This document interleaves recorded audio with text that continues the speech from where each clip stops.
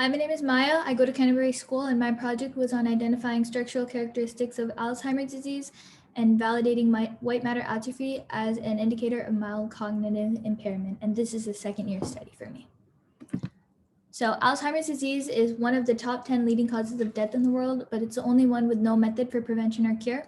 And this is because Alzheimer's disease is a very rapidly progressing disorder. And when patients are diagnosed, it can be very hard to reverse any total brain damage that occurs. But a preliminary memory loss condition that occurs before Alzheimer's disease is called prodromal mild cognitive impairment. And the characteristics of prodromal mild cognitive impairment is that first, you see a lot of atrophy in the medial temporal lobe, especially in the entorhinal cortex and the hippocampal formation. And then this spreads over time to the entire brain, and we're able to see total brain atrophy. And part of my hypothesis this year was that white matter atrophy occurs in between the stages of hippocampal atrophy and total brain atrophy. The white matter in the brain starts to destruct before the gray matter does. And this is valuable because having more indicators allows us to better diagnose which stage of prodromal mild cognitive impairment the patient is at, and allows doctors to diagnose them ahead of time, know their progression, and give them a more personalized treatment plan. So the purpose was to see if white matter atrophy is a significant characteristic of Alzheimer's disease. And I also created an algorithm that was able to delineate between different stages of mild cognitive impairment, early, regular, and late, and also patients who had Alzheimer's disease and cognitively normal patients.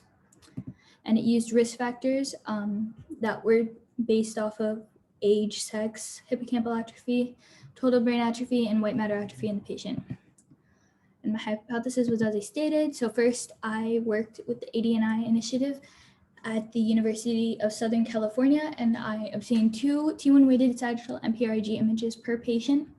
And I got their ages at each image taken, so the first visit and their last visit at the study.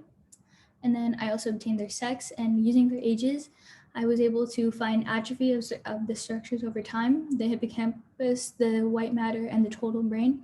And then I used an automated volumetry system to calculate the volumes of the hippocampus, the total brain, and the white matter structures inside of the brain, determine the atrophies. And for the first part of my experiment, I wanted to validate that white matter atrophy was a significant indicator of Alzheimer's disease in prodromal mild cognitive impairment patients. So what I did was I did a multivariate regression model, and I was able to see if white matter atrophy significantly had a statistically significant relationship with other known indicators of Alzheimer's disease at different stages of prodromal mild cognitive impairment and in Alzheimer's disease itself. And I used purposeful selection of covariates to remove values and variables that were just not significantly affected by white matter, did not have a significant relationship with white matter atrophy.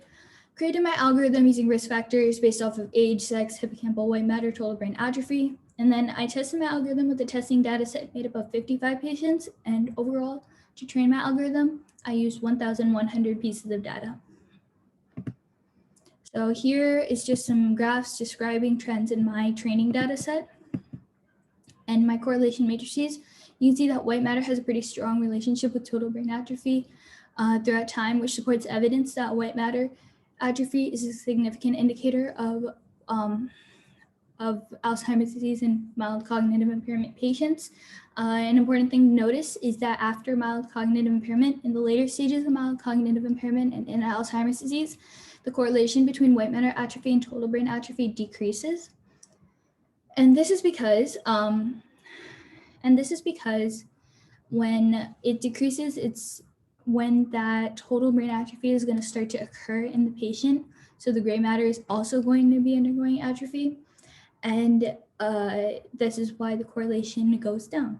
And then the reason hippocampal atrophy and white matter atrophy don't have a strong relationship or correlation throughout is because the hippocampal atrophy is going to occur first, and then white matter atrophy is going to occur after, and they don't necessarily occur inversely of each other, which is why they just don't have a strong relationship, because they don't have a direct or inverse relationship.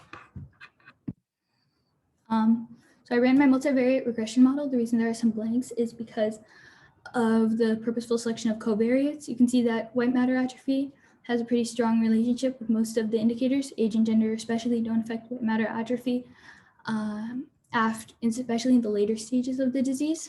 And then the hippocampal atrophy and white matter atrophy don't have a strong relationship there. And that's because of them not having a strong correlation, as I mentioned before. So I created my algorithm using C# and Visual Studios, and then I did the interface in HTML. And my algorithm used 55 patients and was able to have an accuracy level of 91%. Here's my conclusion, just describing some trends in the training data and white matter overall. And so in the future, I'd like to use prodromal data to predict the likelihood of mild cognitive impairment patients having prodromal MCI, possibly through graphing, and then look at white matter lesion analysis and using more data. So thank you for your time.